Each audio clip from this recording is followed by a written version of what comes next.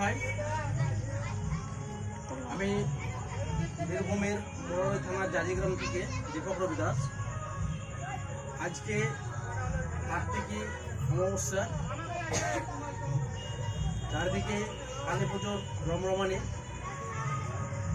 আসলে আমাদের মূল নিবাসী সমাজে যে বিভিন্ন সাংস্কৃতিক অনুষ্ঠানগুলো আছে সেইগুলোকে ব্রাহ্মণ্যবাদীরা হাইজ্যাক করে নিয়েছে এবং তারা উৎসবে পরিণত করেছে এবং আমাদের মূল নিবাসী সমাজের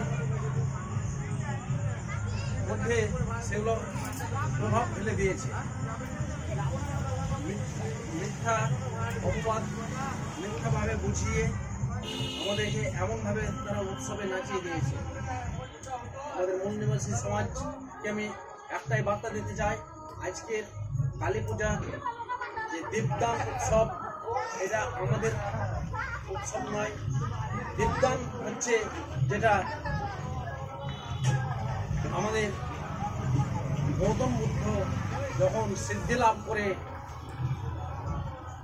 দ্বারে দ্বারে ভিক্ষুক হয়ে ভিক্ষা লাভ করছিলেন, ভিক্ষা অর্জন করছিলেন, তখন তেনার বাবা রাজা সত্যধন এই খবর পেয়ে তেনাকে রাজসভায় আনার আমন্ত্রণ জানায় এবং যেহেতু গৌতম বুদ্ধ ফিরে আসছেন তাই চারিদিক আলোয় আলোকিত করেছিলেন, দীপ জ্বালিয়েছিলেন।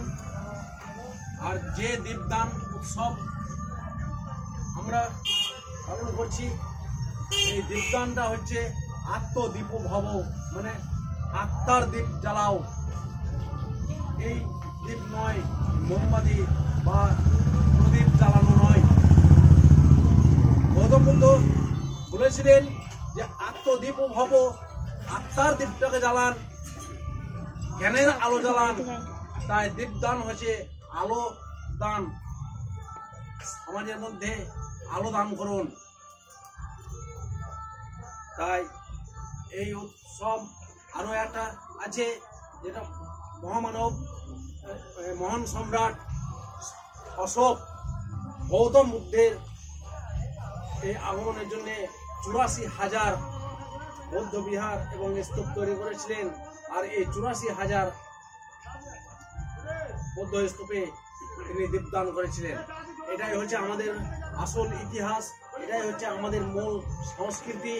এই সংস্কৃতি আমাদেরকে পালন করতে হবে। কালী পূজার জন্য যে দীপাবলি করছে, সেই দীপাবলি আমাদের উৎসব নয়। তাই আমি প্রতি বছর আমি এই দীপদান উৎসব করে আসছি। এইবার নিয়ে আমাদের 7ম বর্ষ হচ্ছে। আমি বহুবার এইভাবে আমি উৎসব পালন করে ইউটিউব ফেসবুকে আমি দিয়েছি আমাদের মূল নিবাসী সমাজকে জাগানোর জন্য। তাই আমি মূল নিবাসী সমাজকে বলবো, একবার জেগে উঠুন, একবার বুঝুন, যুক্তিবাদী হন, বিজ্ঞান মনস্ক হন। কুসংস্কার অন্ধকারের সামনে আপনারা ডুবে থাকবেন না। তো জয় ভীম, নমো বুদ্ধায়, জয় মূল নিবাসী, জয় ভারত।